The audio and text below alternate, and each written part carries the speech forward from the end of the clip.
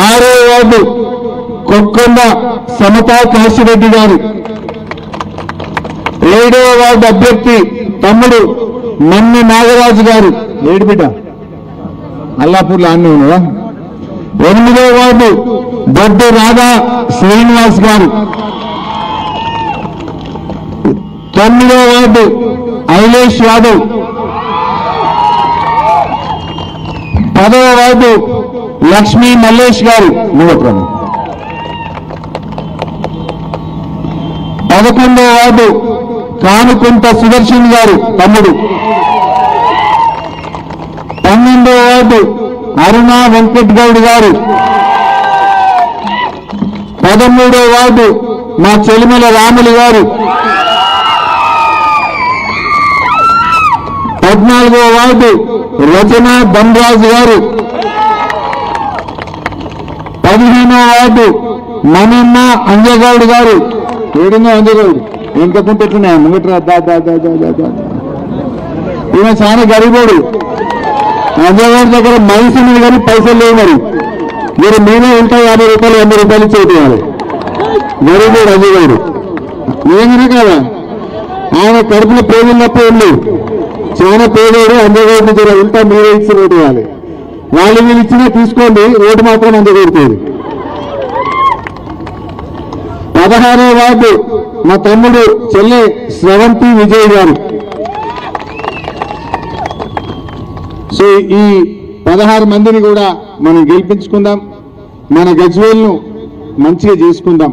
మీకు అర్థమైంది, 2.5 ఏళ్లనే రోడ్డు మీద చెట్టును చూసినా, రోడ్డు మీద పొక్కలు చూసినా, నర్సాపూర్లో జంక్షన్ చూసినా, ఏది చూసినా కాంగ్రెస్ పాలన ఎట్లా దుమ్ము కొట్టుకుపోతుందో అర్థమవుతుంది.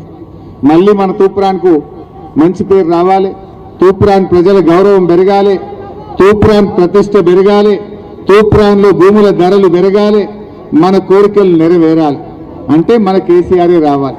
అంతెందుకమ్మా, రోడ్డు మీద ఒక ఛాయ్ దుకాణం అని అడుగు, కేసీఆర్ ఉండగా గిరాకీ బాగా అవుతుండే సార్ ఇప్పుడు బంద్ అయిందంటూ. ఆటో డ్రైవర్ని అడుగు, బట్టల దుకాణం అని అడుగు, సిమెంట్ స్టీల్ దుకాణం అడుగు, మోటార్ సైకిల్ వైండింగ్ దుకాణం అడుగు. నువ్వు ఎవరిని అడిగినా కూడా అందరికీ బాధనే ఉన్నది. ఎవరిని కదిలిచ్చినా కాంగ్రెస్ వచ్చినాక కష్టాలే ఉన్నాయి తప్ప ఒక్కరు సంతోషంగా ఉన్న పరిస్థితి లేదు. ఇవాళ కొంతమందికి మేము టికెట్లు ఇవ్వలేకపోయినాం. దయచేసి ఎవరు బాధపడద్దు. మా ఉమాశంకర్ సేట్ కూడా నాకు బాగా దగ్గరుండే, సేట్ను నేనే బతిలాడినా, జర ఏమనుకో ఉమాశంకర్ అన్న, నీ గౌరవం మంచిగా చూసుకుంటా అని చెప్పిన. అట్లే మా రమ్యకు కూడా చెప్పిన, నువ్వేమనుకోకు. తాటి లచ్చల్ గారు ఇట్లా కొంతమందిని నేను దశరథ్ గారు కన్సిడర్ చేయలేకపోయినాం.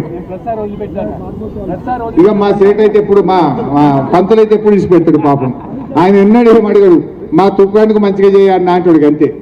నాకు ఎప్పుడు ఫోన్ చేసినా మా తూప్రానికి ఆర్డీఓ ఆఫీస్ దే, మా తూప్రానికి నీళ్లు దే, మా పెద్ద చెరువును మంచిగా చేయి, మా తూప్రాన్ ఇదే తప్ప ఆయనకు నాకు గిది కావాలని మా రాజు పంతులు ఇయ్యాలటి వరకు నన్నైతే అడగలే.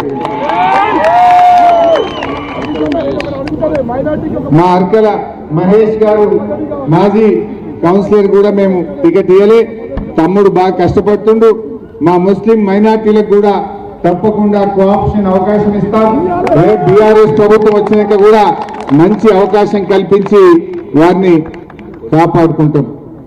జర మా పోలీస్ అధికారులకు కూడా చెప్తున్నా, మేము ముఖ్యమంత్రిగా మా కేసీఆర్ ఉన్నా, నేను మంత్రిగా ఉన్నా ఎన్నడూ పోలీసు వాళ్ళకి ఫోన్ కూడా చేయకపోదు. న్యాయం నడవాలి, చట్టం నడవాలనుకున్నా. కానీ ఇప్పుడు కాంగ్రెస్ వాళ్ళు వచ్చినాక కొంతమంది పోలీసులు మా కార్యకర్తల్ని వేధిస్తున్నారు, మా అభ్యర్థులను బెదిరిస్తున్నారు. ఒక్కరు గుర్తుపెట్టుకోండి పోలీసు అధికారులారా, చట్టాన్ని దాటకండి, న్యాయాన్ని వేడకండి. అతిగా చేస్తే రేపు బీఆర్ఎస్ గవర్నమెంట్ వచ్చినాక ఒక్కొక్కరికి వడ్డీతో సహా చెల్లించాల్సి వస్తుంది అని మీకు తెలుస్తా ఉన్నా. మీ మర్యాద మీరుండండి, మా మర్యాద మేముంటాం. న్యాయం ప్రకారం నడవండి.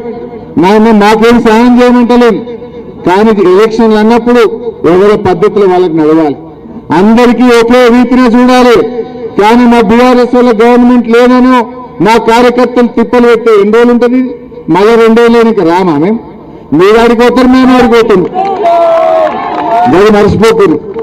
మళ్ళీ తూపురాల్లో చూస్తే అర్థమవుతుంది అందరూ మళ్ళీ మాకు కేసీఆర్ రావాలి, మా కేసీఆర్ వస్తేనే మా తూపురానికి పవర్, మా కేసీఆర్ వస్తేనే మా తూపురానికి పవర్. మాకు పవర్ రావాలన్నా, మా కదరు పెరగాలన్నా మా తూపురానికి కారే గెలవాలి, కేసీఆర్ రావాలి. ఆ విషయం ఇవాళ అందరికీ అర్థమవుతుంది. తెలంగాణ అంతా కూడా అట్లే అనుకుంటుంది. బట్ ఏది ఏమైనా మీ అందరూ కూడా దయచేసి కారు గుర్తుకు ఓటేసి 11వ తారీఖు నాడు గెలిపించాలని కోరుకుంటున్నాను.